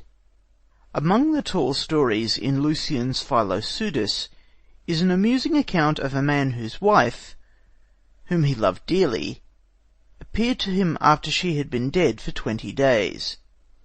He had given her a splendid funeral, and had burnt everything she possessed with her. One day, as he was sitting quietly, reading the Phaedo, she suddenly appeared to him, to the terror of his son. As soon as he saw her, he embraced her tearfully, a fact which seems to show that she was of a more substantial build than the large majority of ghosts of the ancient world. But she strictly forbade him to make any sound whatever. She then explained that she had come to upbraid the unfortunate man for having neglected to burn one of her golden slippers with her at the funeral. It had fallen behind the chest, she explained, and had been forgotten and not placed upon the pyre with the other. While they were talking, a confounded little Maltese puppy suddenly began to bark from under the bed, when she vanished. But the slipper was found exactly where she had described, and was duly burnt on the following day. This story is refreshingly human. The question of dress seems to have been a not infrequent source of anxiety to the deceased ladies in the ancient world. Periander, the tyrant of Corinth, on one occasion wished to consult his wife's spirit upon a very important matter, but she replied, as she had doubtless often done when alive, that she would not answer his questions till she had some decent clothes to wear. Periander waited for a great festival, when he knew that all the women of Corinth would be assembled in their best, and then gave orders that they should one and all strip themselves. He burnt the clothes on a huge pyre in his wife's honour, and one can imagine his satisfaction at feeling that he had at last settled the question for ever. He applied to his wife once more with a clean conscience, when she gave him an unmistakable sign that she was speaking truth, and answered his questions as he desired. That small household matters may weigh heavily upon a woman's conscience, even nowadays, is shown by the following interesting story, which may well be compared with the foregoing. In July 1838, a Catholic priest, who had gone to Perth to take charge of a mission, was called upon by a Presbyterian woman. For many weeks past, she explained, she had been anxious to see a priest. A woman lately dead, whom she knew very slightly, had appeared to her during the night for several nights, urging her to go to a priest and ask him to pay 3 shillings and 10 pence to a person not specified. The priest made inquiries and learnt that the deceased had acted as a washerwoman, and followed the regiment. At last, after careful search, he found a grocer with whom she had dealt, and, on being asked whether a female of the name owed him anything, the grocer turned up his books and informed him that she owed him 3 shillings and 10p. He paid the sum. Subsequently, the Presbyterian woman came to him, saying that she was no more troubled. The spirits of the worst of the Roman emperors were, as we should expect, especially restless.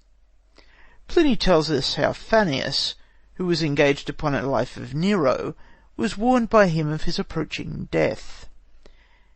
He was lying on his couch at the dead of night with a writing desk in front of him when Nero came and sat down by his side, took up the first book he had written on his evil deeds, and read it through to the end, and so on with the second and the third. Then he vanished.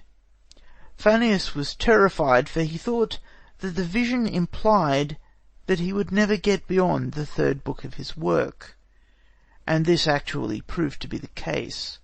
Nero, in fact, had a romantic charm about him, in spite of, or perhaps because of, the wild recklessness of his life, and he possessed the redeeming feature of artistic taste. Like Francis I of France, or our own Charles II, he was irresistible with the ladies, and must have been the darling of all the housemaids of Rome. People long refused to believe in his death, and for many years it was confidently affirmed that he would appear again. His ghost was long believed to walk in Rome, and the church of Santa Maria del Popolo is said to have been built as late as 1099 by Pope Paschalis II, on the site of the tombs of the Domiti, where Nero was buried, near the modern Porta del Popolo, where the Via Flaminia entered the city, in order to lay his restless shade. Caligula also appeared shortly after his death, and frequently disturbed the keepers of the Lamian gardens, for his body had been hastily buried there without due ceremony. Not till his sisters, who really loved him in spite of his many faults, had returned from exile were the funeral rites properly performed, after which his ghost gave no more trouble. On the night of the day of Galba's murder, the Emperor Otho was heard groaning in his room by his attendants. They rushed in and found him lying in front of his bed, endeavouring to propitiate Galba's ghost, by whom he declared he saw himself being driven out and expelled. Otho was a strange mixture of superstition and scepticism, for when he started on his last fatal expedition, he treated the unfavourable omens with contempt. By this time, however, he may have become desperate. Moreover, irreligious people are notoriously superstitious, and at this period it would be very difficult to say just where religion ended and superstition began. We have 1 or 2 ghost stories connected with early Greek mythology. Silas, the charioteer of Pelops, though Trezenius gives his name as Spherus, died on the way to Pisa, and appeared to Pelops by night, begging that he might be duly buried. Pelops took pity on him and burnt his body with all ceremony, raised a large mound in his honour, and built a chapel to the Celean Apollo near it. He also named a town after him. Strabo even says there was a mound in Celeus's honour at Crissa in the Troad. This dutiful attention did not go unrewarded. Silas appeared to Pelops again and thanked him for all he had done, and to Silas also he is said to have owed the information by which he was able to overthrow Onymus in the famous chariot race which won him the hand of Hippodamia. Pelops's shameless gratitude to Omus's charioteer, Myrtilus, who had removed the pin of his master's chariot, and thus caused his defeat and death in order to help Pelops, on the promise of half of the kingdom, is hardly in accordance with his treatment of Silas, though it is thoroughly Greek. However, on the theory that a man who betrays one master will probably betray another, especially if he is rewarded for his treachery with as much as half a kingdom, Pelops was right in considering that Myrtilus was best out of the way, and he can hardly have foreseen the curse that was to fall upon his family in consequence. With this story we may compare the well-known tale of the poet Simonides, who found an unknown corpse on the shore and honoured it with burial. Soon afterwards he happened to be on the point of starting a voyage, when the man whom he had buried appeared to him in a dream, and warned him on no account to go by the ship he had chosen, as it would undoubtedly be wrecked. Impressed by the vision, the poet remained behind, and the ship went down soon afterwards with all on board. Simonides expressed his gratitude in a poem describing the event and in several epigrams. Libanius even goes so far as to place the scene of the event at Tarentum, where he was preparing to take ship for Sicily. The tale is probably mythical. It belongs to a group of stories of the Grateful Dead, which have been subject of an interesting book recently published by the Folklore Society. Mr. Gerald doubts whether it really belongs to the cycle, as it is nearly 2 centuries earlier, even in Cicero's version, than any other yet discovered. But it certainly inspired Chaucer in his Nun's Priest's Tale, and it may have influenced other later versions. The Jewish version is closer to the Simonides story than any of the others, and I will quote it in Mr. Gerald's words. The son of a rich merchant of Jerusalem sets off after his father's death to see the world. At Stamboul he finds hanging in chains the body of a Jew, which the Sultan has commanded to be left there till his co-religionists shall have repaid the sum the man is suspected of having stolen from his royal master. The hero pays this sum and has the corpse buried. Later, during a storm at sea, he is saved by a stone, on which he is brought to land, whence he is carried by an eagle back to Jerusalem. There a white-clad man appears to him, explaining that he is the ghost of the dead, and that he has already appeared as stone and eagle. The spirit further promises the hero a reward for his good deed in the present and in the future life. This is one of the simplest forms in which the story appears. It is generally found compounded with some other similar tale, but the main facts are that the man buries a corpse, found on the seashore, from philanthropic motives. Later, he is met by the ghost of the dead man, who, in many cases, promises him help on the condition of receiving, in return, half of whatever he gets. The hero obtains a wife or some other reward, and when called upon, is ready to fulfill his bargain as to sharing his possessions, not excepting the wife. Some of the characteristics of the tale are to be found in the story of Pelops and Silas, related above, which Mr. Gerald does not mention. Pausanias has a story of one of Ulysses' crew. Ulysses' ship was driven about by the winds from one city to another in Sicily and Italy, and in the course of these wanderings it touched at Tecmessa. Here one of the sailors got drunk and ravished a maiden, and was stoned to death in consequence by the indignant people of the town. Ulysses did not trouble about what had occurred, and sailed away. Soon, however, the ghost of the murdered man became a source of serious annoyance to the people of the place, killing the inhabitants of the town, regardless of age and sex. Finally matters came to such a pass that the town was abandoned. But the Pythian priestess bade the people return to Tecmessa, and appease the hero by building him a temple and precinct of his own, and giving him every year the fairest maiden of the town to wife. They took this advice, and there was no more trouble from the ghost. It chanced, however, that Euthymus came to Tecmessa just when the people were paying the dead sailor his annual honours. Learning how matters stood, he asked to be allowed to go into the temple and see the maiden. At their meeting he was first touched with pity, and then immediately fell desperately in love with her. The girl swore to be his if he would save her. Euthymus put on his armour and awaited the attack of the monster. He had the best of the fight, and the ghost, driven from its home, plunged into the sea.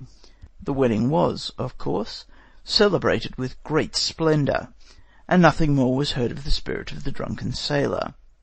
The story is obviously to be classed with that of Ariadne. The God-fearing alien seeks to show that Providence watches over a good man and brings his murderers to justice by a story taken from Chrysippus. A traveller put up at an inn in Megara, wearing a belt full of gold. The innkeeper discovered that he had the money about him, and murdered him at night, having arranged to carry his body outside the gates in a dung cart. But meanwhile the murdered man appeared to a citizen of the town, and told him what had happened. The man was impressed by the vision. Investigations were made, and the murderer was caught exactly where the ghost had indicated, and was duly punished. This is one of the very few stories in which the apparition is seen at, or near, the moment of death, as is the case in the vast majority of the well-authenticated cases collected during recent years. Aristeas of Proconnesus, a man of high birth, died quite suddenly in a fulling establishment in his native town. The owner locked the building and went to inform his relatives, when a man from Cyzicus, hearing the news, denied it, saying that Aristeas had met him on the way thither and talked to him, and when the relatives came, prepared to remove the body, they found no Aristeas either alive or dead. Altogether he seems to have been a remarkable person. He disappeared for 7 years, and then appeared in Proconnesus and wrote an epic poem called the Arum Spear, which was well known in Herodotus's day. 240 years later he was seen again, this time at Metapontum, and bade the citizens build a shrine to Apollo, and near it erect a statue to himself, as Apollo would come to them alone of the Italian Greeks, and he would be seen following in the form of a raven. The townsmen were troubled at the apparition, and consulted the Delphic oracle, which confirmed all Aristeas had said, and Apollo received his temple, and Aristeas his statue in the marketplace.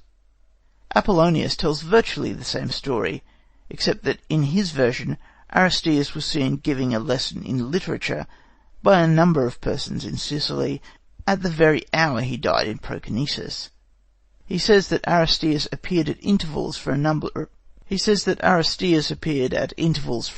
of years after his death. The elder Pliny also speaks of Aristeas, saying that at Proconnesus his soul was seen to leave his body in the form of a raven, though he regards the tale as, in all probability, a fabrication. The doctor in Lucian's Philopseudus, chapter 26, declares that he knew a man who rose from the dead 20 days after he was buried, and that he attended him after his resurrection. But when asked to give how it was that the body did not decompose or the man die of hunger, he has no answer to give. Dio Cassius describes how when Nero wished to cut a canal through the Isthmus of Corinth, blood spurted up in front of those who first touched the earth, groans and cries were heard, and a number of ghosts appeared. Not till Nero took a pickaxe and began to work himself to encourage the men was any real progress made. Pliny quotes an interesting account from Herotimus of Clazomenae of a man whose soul was in the habit of leaving his body and wandering abroad, as was proved by the fact that he would often describe events which had happened at a distance and could only be known to an actual eyewitness. His body, meanwhile, lay like that of a man in a trance or half dead. One day, however, some enemies of his took the body, while in this state, and burnt it, thus, to use Pliny's phrase, leaving the soul no sheath to which it could return. No one can help being struck by the bald and meagre character of these stories as a whole. They possess few of the qualities we expect to find in a good modern ghost story. None of them can equal in pathetic beauty many of those found in Meyer's Human Personality. Take, for example, the story of the lady who was waked in the night by the sound of moaning and sobbing, as of someone in great distress of mind. Finding nothing in her room, she went and looked out of the landing window, and there, on the grass, was a very beautiful young girl, in a kneeling posture before a soldier, in a general's uniform, clasping her hands together, and entreating for pardon, but, alas, he only waved her away from him. The story proved to be true. The youngest daughter of the old and distinguished family to which the house had belonged had had an illegitimate child. Her parents and relations refused to have anything more to do with her, and she died broken-hearted. The lady who relates the story saw the features so clearly on this occasion that she afterwards recognized the soldier's portrait some 6 months later, when calling at a friend's house, and exclaimed, "Why, look, there is the general," as soon as she noticed it. One really beautiful ghost story has, however, come down to us. Phlegon of Tralles was a freedman of the Emperor Hadrian. His work is not of great merit. The following is a favourable specimen of his stories. A monstrous child was born in Aetolia, after the death of its father, Polycrates. At a public meeting, where it was proposed to do away with it, the father suddenly appeared, and begged that the child might be given to him. An attempt was made to seize the father, but he snatched up the child, tore it to pieces, and devoured all but the head. When it was proposed to consult the Delphic oracle on the matter, the head prophesied to the crowd from where it lay on the ground. Then comes the following story. The early part is missing, but Erwin Rohde, in an interesting article, has cleared up all the essential details. Proclus's treatise on Plato's Republic are complete only in the Vatican manuscripts. Of these May only published fragments, but an English theologian, Alexander Morus, took notes from the manuscript when it was in Florence, and quoted from it in a commentary on the Epistle to the Hebrews. One of these treatises is called Greek title excised. The ending in Phlegon proves that the story was given in the form of a letter, and we learn that the scene was laid in Amphipolis on the Strymon, and that the account was sent by Hipparchus in a letter to Aridaeus, half-brother of Alexander the Great, the events occurring during the reign of Philip II of Macedon. Proclus says that his information is derived from letters, some written by Hipparchus, others by Aridaeus. Philonion was the daughter of Demostratus and Charito. She had been married to Craterus, Alexander's famous general, but had died 6 months after her marriage. As we learn that she was desperately in love with Machates, a foreign friend from Pella, who had come to see Demostratus, the misery of her position may possibly have caused her death, but her love conquered death itself, and she returned to life again 6 months after she had died, and lived with Machates, visiting him for several nights. One day an old nurse went to the guest chamber, and as the lamp was burning, she saw a woman sitting by Machates. Scarcely able to contain herself at this extraordinary occurrence, she ran to the girl's mother, calling, "Charito, Demostratus," and bade them get up and go with her to their daughter, for by the grace of the gods she had appeared alive, and was with the stranger in the guest chamber. On hearing this extraordinary story, Charito was at first overcome by it, and by the nurse's excitement. But she soon recovered herself, and burst into tears at the mention of her daughter, telling the old woman she was out of her senses, and ordering her out of the room. The nurse was indignant at this treatment, and boldly declared that she was not out of her senses, but that Charito was unwilling to see her daughter because she was afraid. At last Charito consented to go to the door of the guest chamber, but as it was now quite 2 hours since she had heard the news, she arrived too late, and found them both asleep. The mother bent over the woman's figure, and thought she recognized her daughter's features and clothes. Not feeling sure, as it was dark, she decided to keep quiet for the present, meaning to get up early and catch the woman. If she failed, she would ask Machates for an explanation, as he would never tell a lie in a case so important. So she left the room without saying anything. But early on the following morning, either because the gods so willed it, or because she was moved by some divine impulse, the woman went away without being observed. When she came to him, Charito was angry with the young men in consequence, and clung to his knees, and conjured him to speak the truth and hide nothing from her. At first he was greatly distressed, and could hardly be brought to admit that the girl's name was Philinnion. Then he described her first coming and the violence of her passion, and told how she had said that she was there without her parents' knowledge. The better to establish the truth of his story, he opened a coffer and took out the things she had left behind her, a ring of gold which she had given him, and a belt which she had left on the previous night. When Charito beheld all these convincing proofs, she uttered a piercing cry, and rent her clothes and her cloak, and tore her coif from her head, and began to mourn for her daughter afresh in the midst of her friends.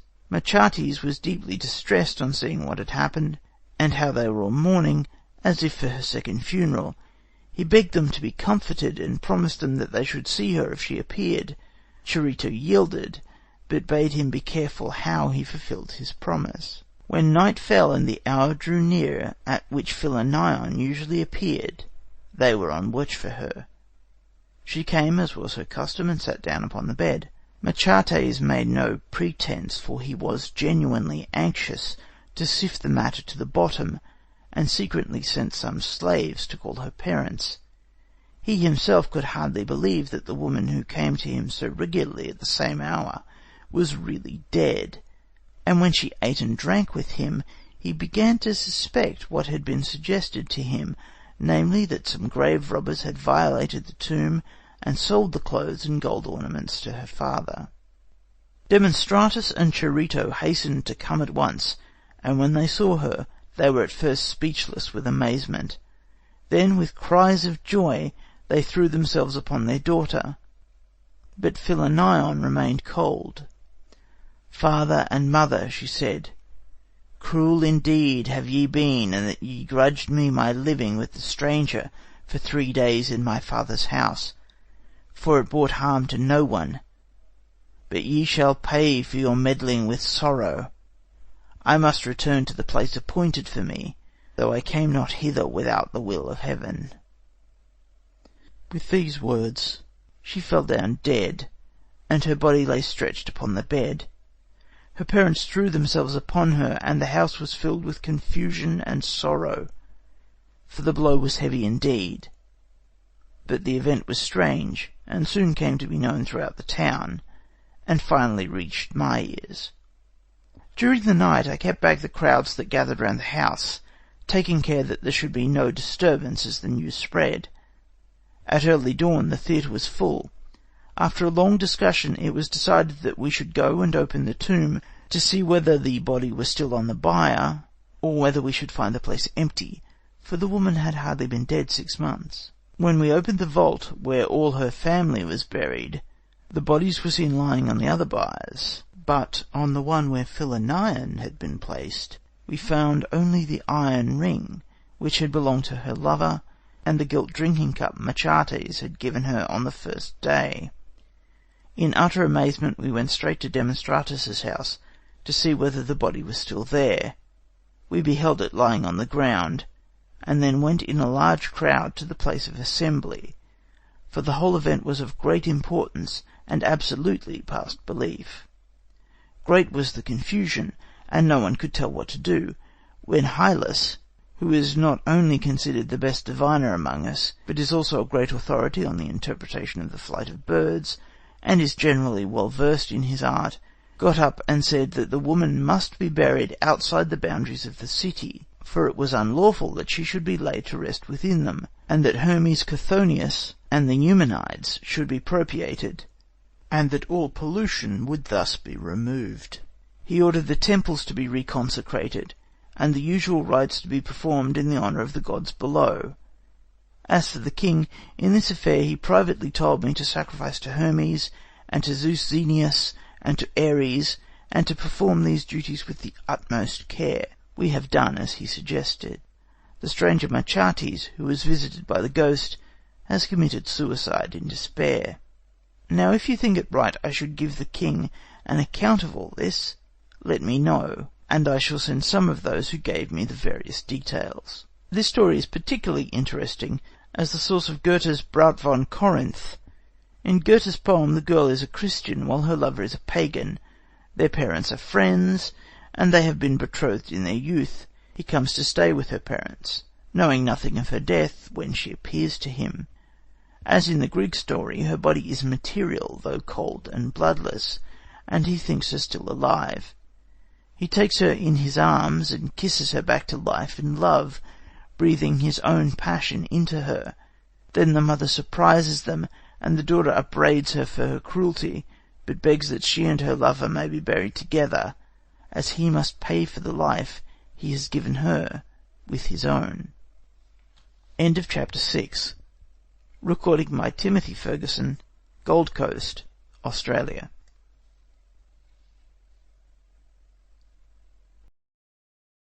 And Roman Ghost Stories by Lacey Collison Morley. Chapter 7. Warning Apparitions.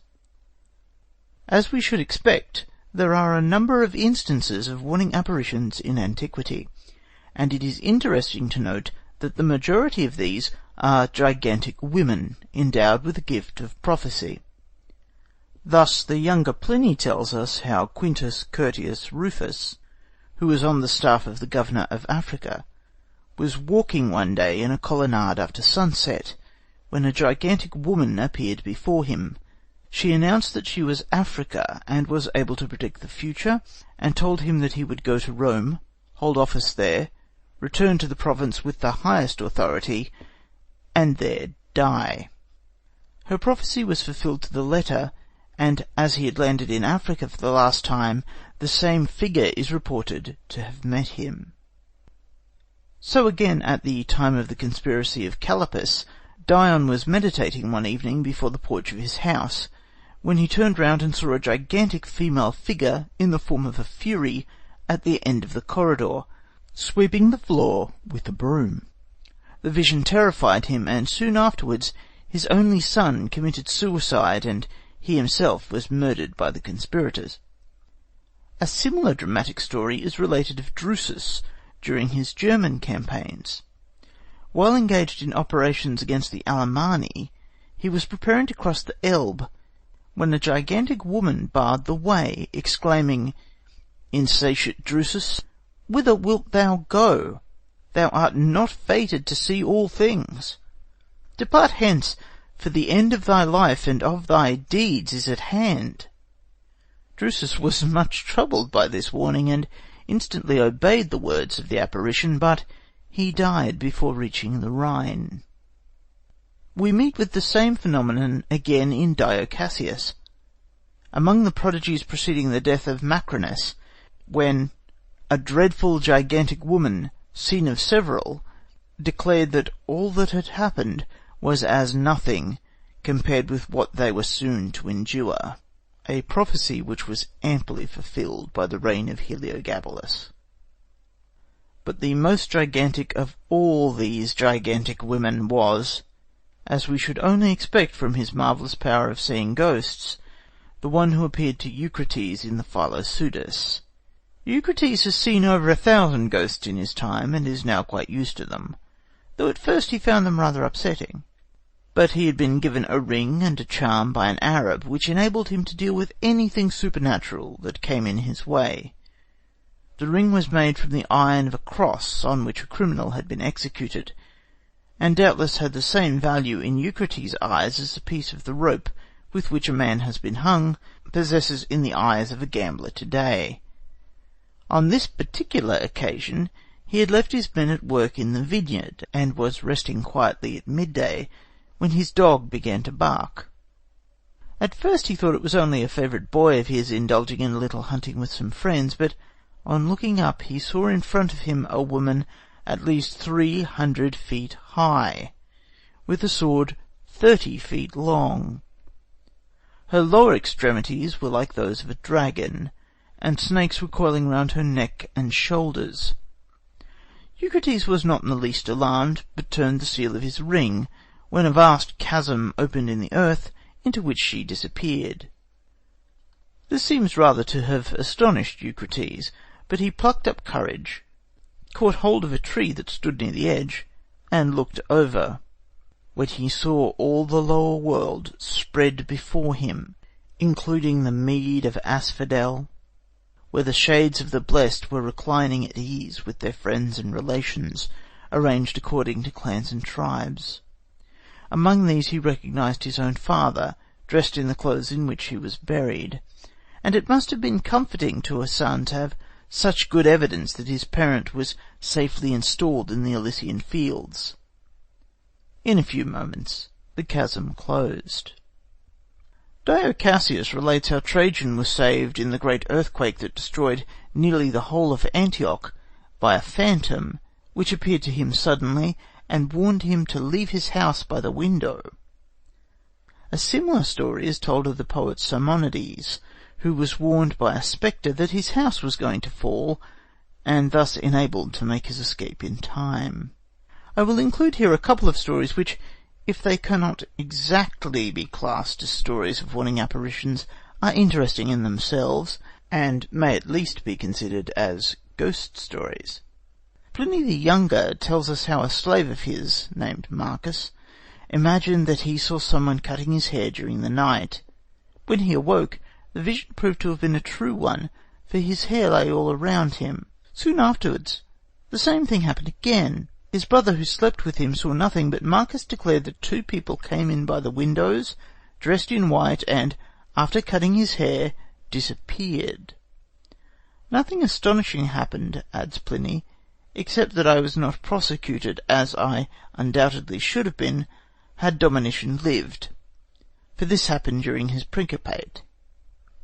Perhaps the cutting of my slave's hair was a sign of my approaching doom, for accused people cut their hair, as a sign of mourning. One may be allowed to wonder whether, after all, a fondness for practical joking is not even older than the age of the younger Pliny. This story, like nearly every other that we have come across, has a parallel in the Philopseudus. Indeed, Lucian seems to have covered almost the whole field of the marvellous, as understood at that time, in his determination to turn it into ridicule in that amusing dialogue. In this case we are told of a little statue of Aesculapius which stood in the house of the narrator of the story, and at the feet of which a number of pence had been placed as offerings, while other coins, some of them silver, were fastened to the thighs with wax. There were also silver plates which had been vowed or offered by those who had been cured of fever by the god. The offerings and tablets are just such as might be found in a Catholic church in the south of Europe today, but the coins in our more practical modern world would have found their way into the coffers of the church. One would like to know what was the ultimate destination of these particular coins, whether they were to be sent as contributions to one of the temples of Aesculapius, which were the centre of the medical world at this period, and had elaborate hospitals attached to them, about which we learn so much from Aristides. In this case they were merely a source of temptation to an unfortunate Libyan groom, who stole them one night, intending to make his escape.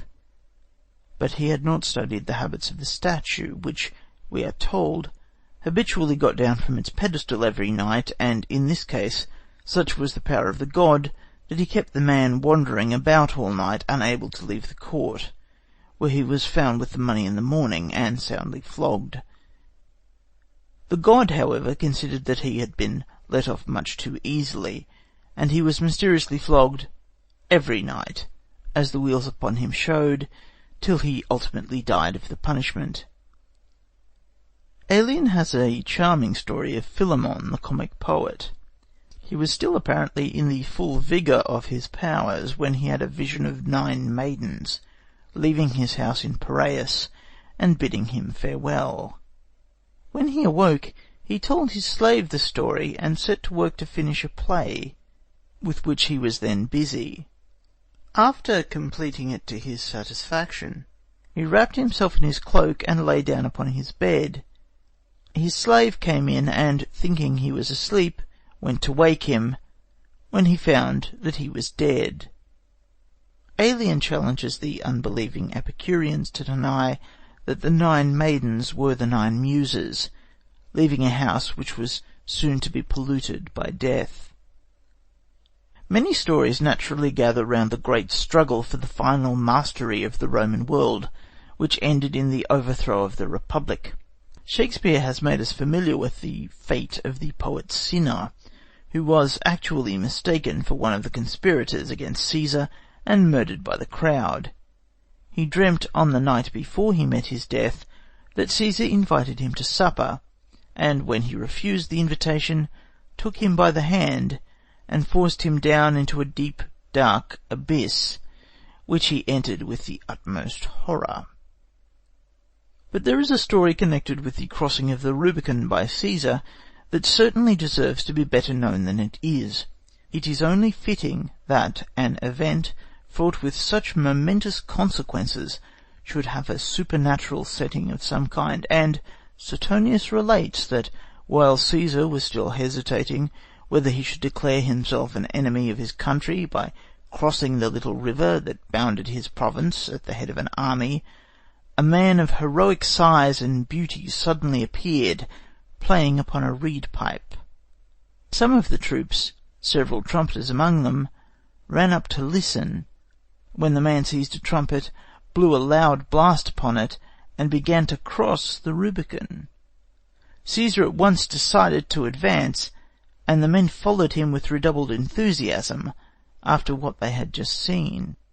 It is to Plutarch that we owe the famous story of the apparition that visited Brutus in his tent the night before the Battle of Philippi, and again during the battle. Shakespeare represents it to be Caesar's ghost, but has, otherwise, strictly followed Plutarch. It would be absurd to give the scene in any other words than Shakespeare's. Brutus. How ill this taper burns! Ha! Who comes here? I think it is the weakness of mine eyes that shapes this monstrous apparition. It comes upon me. Art thou anything? Art thou some god, some angel, or some devil? Ghost. Thy evil spirit, Brutus. Brutus. Why comest thou? Ghost. To tell thee thou shalt see me at Philippi. Brutus. Well, then I shall see thee again. Ghost. Ay, at Philippi. Brutus. Why, I will see thee at Philippi then. Now I have taken heart, thou vanishest. Ill spirit, I would hold more talk with thee. But it had already disappeared, only to meet Brutus again on the fatal day that followed. End of Chapter 7. Recording by Timothy Ferguson, Gold Coast, Australia. End of Greek and Roman Ghost Stories by Lacey Collison Morley.